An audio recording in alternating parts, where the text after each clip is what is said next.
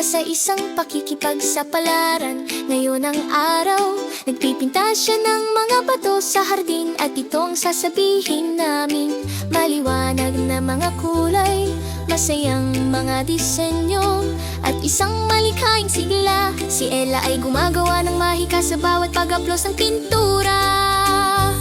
Kinokolekta niya ang mga materyales, mga bato at pintura, mga marker at brush. Handa na siya, walang reklamo.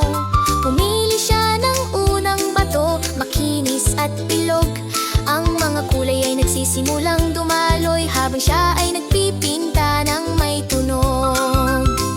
Si Ella ay nagpipinta ng mga bato, ang mga kulay ay maliwanag. Sa bawat agod ng brush, siya'y puno ng kaligayahan. Mula sa mga puso hanggang sa mga guhit, nag-iiwan siya ng marka.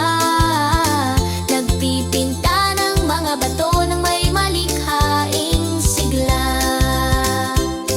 Pagkatapos ay nagdadagdag siya ng mga detalye, konting kumikislap at kislap, mga puso, mga bituin at mga spirals. Ito ay mukhang maganda. Tumatagal si Ella, nagdadagdag din siya ng glitter.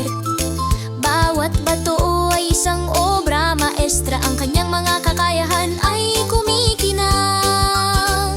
Si Ella ay nagpipinta ng mga bato, ang mga kulay ay maliwanag. Sa bawat agod ng brush, siya'y puno ng kaligayahan.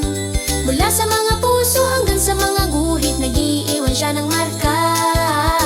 Nagpipinta ng mga bato ng may malikhaing sigla.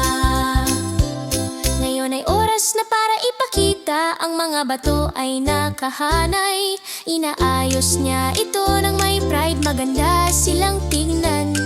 Dumating ang kanyang kaibigan para makita at sila ay ngumiti ng may pride. Ang makulay na mga bato ay isang tagumpay na pinagsamahan nilang dalawa.